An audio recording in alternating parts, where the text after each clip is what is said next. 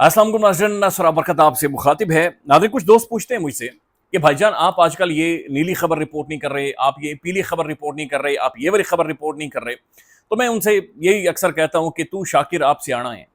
बेटा चेहरा पढ़, हाल ना पूछ। पर नाज़रीन, पाकिस्तान में दो बहुत बड़ी खबरें। एक खबर यह है कि नाज़रीन, कोर कमांडर कॉन्फ्रेंस का जो अलामिया है वो मंजरेआम पर आए हैं, यानी पाकिस्तानी मिलिट्री की जो टॉप की कमांड है, टॉप के मिलिट्री ऑफिशियल्स हैं, सारे फील्ड मार्शल आसिम मुनीर साहब की सरबराही में बैठे हैं। और उसमें चंद चीजें नाज़रीन बड़ी वाज़ेह कर दी गई हैं इस खित्ते के हवाले से, अफगानियों के हवाले से, अफगानिस्तान के अंदर जिस तरीके से भारतीय प्रॉक्सी ऑपरेट कर रही है, ये आपके सामने रख देते हैं। और साथ साथ नाज़रीन एक और केस जो पाकिस्तान की तारीख का घिनौना तरीन, बदबूदार तरीन,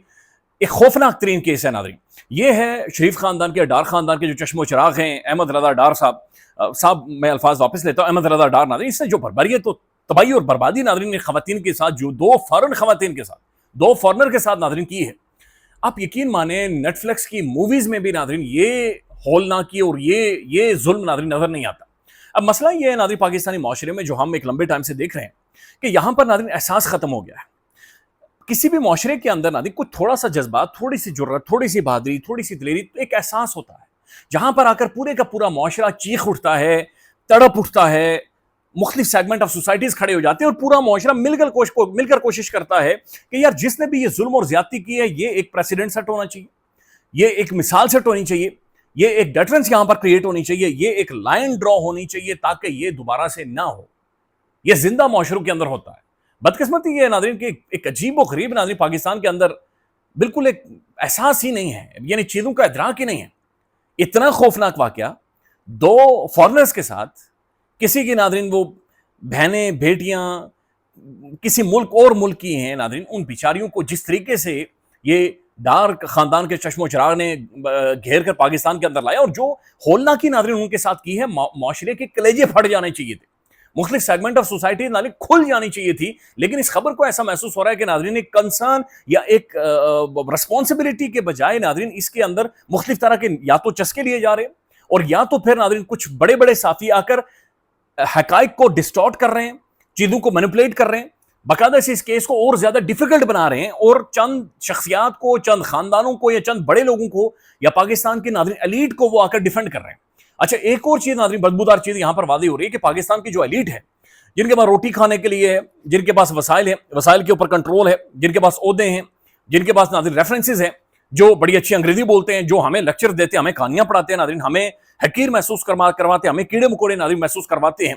वो नाज़रीन असल में मॉरली हमसे ज्यादा या किसी भी सेगमेंट ऑफ सोसाइटी से ज्यादा पाकिस्तान की एलीट करप्ट है। और उसकी एक मिसाल है जो ये केस हमारे सामने मौजूद है, अहमद रजा डार का साहब मैं वापस लेता हूं जो कि निकल जाता है मुंह से, लेकिन इनका जो नाज़रीन केस है ये हमारे सामने एक मिसाल, एक एग्जांपल है। अब नाज़रीन मसला ये, वो किसी शायर ने क्या खूब कहा था कि हादसे से बड़ा सानेहा ये हुआ कि कोई ठहरा नहीं हादसा देखकर। ये हादसे से बड़ा सानेहा ये था कि जब हादसा हो गया तो कोई ठहरा ही नहीं हादसा देखकर। महसूस ये हो रहा है नाज़रीन, इस मुल्क के अंदर जो एक मॉरल करेज होती थी, जो एक एहसास होता था, दर्द होता था, वो खत्म हो चुका है। ऐसा महसूस होता है कि इस्लामाबाद के अंदर नाज़रीन अगर 10 लाख लोग हैं और अगर बाकी लोग सुबह उठे नाज़रीन 8 लाख लोग मर गए, उनकी लाशें यकीन माने बाहर पड़ी हुई हों, तो बाकी जो 2 लाख लोग हैं नाज़रीन वो टेलीफोन करेंगे एक दूसरे को, हेलो क्या हाल चाल है जी, यार लाले मसला ये है कि लाशें बाहर पड़ी हुई, मेरा बच्चा स्कूल नहीं पहुंच सकता। हेलो यार मसला ये है कि लाशें बाहर पड़ी हुई हैं, असल में ना उसकी वजह से मेरी हील्स खराब हो गई हैं, मेरी जूती खराब हो गई है, मेरी शर्ट खराब हो गई है, तो यार ये ना बहुत बड़ा मसला है। तो अगर 8 लाख बंदा न्यूट्रलाइज हो भी गया था तो होना तो ये चाहिए था कि यार इनको ना साइड लाइन किया जाता, लेकिन यार ये ना एक बड़ा मसला बन गया है कि जनाब ये कहानी इस तरह से होगी। तो वो जो एहसास है नाज़रीन, वो एहसास खत्म हो गया, वो एहसास खत्म हो गया। एक लम्हे के लिए खुद इमेजिन करें, केस के हकाइक को भी साइड पर करें नाज़रीन, दो के अब इसके बहुत सारे हकाइक पुलिस खुद मान रही है और खुलकर सामने आ रहे हैं। 2 खवातीन है नाज़रीन, किस लेवल के कर्ब और दर्द के साथ नाज़रीन वो गुजरी हैं, किस लेवल पर जाकर नाज़रीन उनके साथ जुल्म और ज्यादती की गई है, किस लेवल की ज्यादती। आज की जो खबर है, ये 8 मुल्जिमान नाज़रीन पकड़े गए हैं, उनमें से जो 3 बदबूदार मुल्जिमान हैं इनके डीएनए बाकायदे से मैच हो गए, यानी कि कंफर्म हो गया कि इन्होंने उन खवातीन के साथ जुल्म और ज्यादती की है, इंतहा की है। यानी वो जो एक ह्यूमन रेखा होती है, इंसानी लाइन होती है नाज़रीन, उसे भी पार किया गया है, जिसमें साजिद और जनाब ये नवाज और एक और सिकंदर, ये 3 है नाज़रीन। इनके बारे में ये कंफर्म हो गया है कि जनाब ये इस घरोने ज्यादती के अंदर शामिल है, इस जुल्म के अंदर ये खवातीन के साथ शामिल है। अच्छा, उसके बाद नाज़रीन ये जो बंदा है बॉस वहीद, اچھا یہ الگ ہی ایک کہانی ہے سارے کیس کے اندر. ہونا تو یہ چاہیے کہ اس کی ساری کلائی کھل کر سامنے آئے کہ یہ باس کیوں تھا, اسے باس کیوں کہا جا رہا تھا, کیسے چیزوں کو مینج کر رہا تھا, آپریٹ کر رہا تھا. اس کے بارے میں کہا جا رہا ہے کہ اس نے اصل میں بھاگتے ہوئے کوئی دوسری منزل سے نیچے چھلانگ لگائی ہے, اس کی دونوں ٹانگیں ٹوٹی ہوئی ہیں, اسے عدالت میں پیش نہیں کیا گیا, اس کی اچھا تصویر بھی اس طرح سے منظر عام پر نہیں آئی کھل کر ابھی تک, اور یہ ہسپتال کے اندر داخل ہے. یہ بھی رپورٹ ہو رہا ہے اور متضاد خبریں یہ آ رہی ہیں, مختلف صحافی اس چیز کو رپورٹ کر رہے ہیں کہ جناب یہ جو باس ہے یہ باس اصل باس نہیں ہے, یا یہ جو باس ہے باس کو مینج کیا جا رہا ہے. اچھا پھر جو کل ڈی آئی جی فیصل کامران صاحب ہیں, ڈی آئی جی آپریشنز, انہوں نے بھی یہ کنفرم کیا کہ جو رضا ڈار صاحب ہیں انہوں نے محترم نے کیا کیا کہ جناب انہوں نے باقاعدہ سے یہ آپریشن کرنے سے پہلے, ان خواتین کے خلاف یہ آپریشن کرنے سے پہلے ایک تو ان کے خلاف جال بنا اور انہیں کہا کہ جناب میں رولنگ ایلیٹ کا چشم و چراغ ہوں. پھر ان کے لیے دفتر خارجہ کو مبینہ طور پر دفتر خارجہ کو مینج کروا کے ان کے ویزے لگوائے گئے. پھر برتھ ڈے کے بہانے انہیں پاکستان میں بلایا گیا, گھیرا گیا. پھر باقاعدہ سے ناظرین ایئر بی این بی, وہ کمرہ, وہ گھر, اس بندے کو شامل کر کے مینج کیا گیا. پھر اور دوستوں کو جوڑا گیا, اور پھر یہ باس نامی وحید نامی غنڈے کو ہائر کیا گیا. اب اس کا جو ناظرین ریکارڈ آ رہا ہے کہ یہ غنڈا ہے, یہ بدماش ہے, اس کے اوپر 10 کے قریب ایف آئی آرز ہیں. اور پھر یہ جناب گردہ ٹرانسپلانٹ سکینڈل, یعنی کہ جعلی گردہ ٹرانسپلانٹ یا گردے لوگوں کے جو بیچتے تھے یا جو ساری یہ سرگرمیاں کرتے تھے ناظرین, گردہ اسمگل کرتے تھے, یہ اس کے اندر بھی یہ اس کا ایک سرکردہ ایک کردار رہا ہے, اور بڑا گھنونا قسم کا کردار رہا ہے جو اس کے اندر بھی شامل رہا ہے. تو شریف خاندان کا یا ڈار صاحب کا ناظرین نواسا اسحاق ڈار صاحب, ابھی انہوں نے ایک بڑی ریسپیکٹ گین کی ہے ہم سب کے لیے, پاکستان کے لیے, اوبیسلی پاکستان کے وزیر خارجہ, ڈپٹی پرائم منسٹر, لیکن وزیر بینگ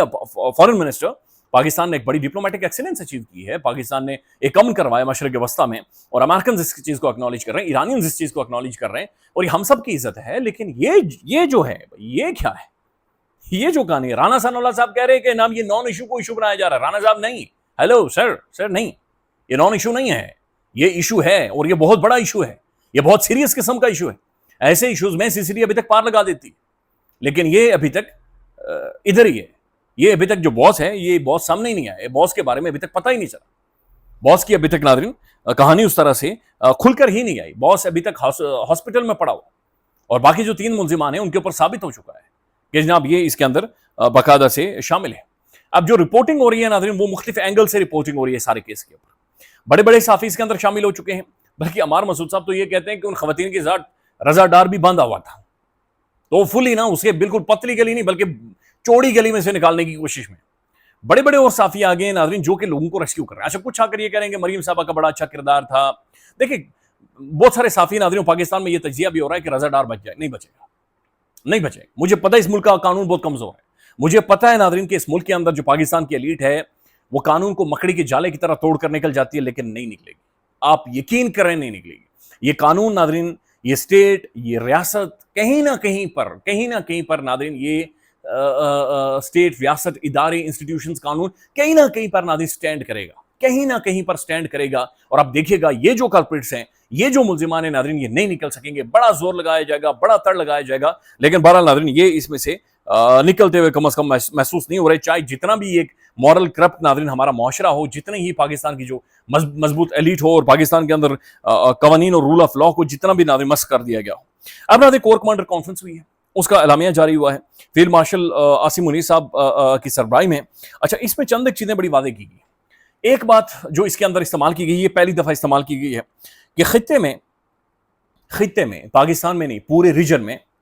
پائیدار امن افغان طالبان کے زیر تسلط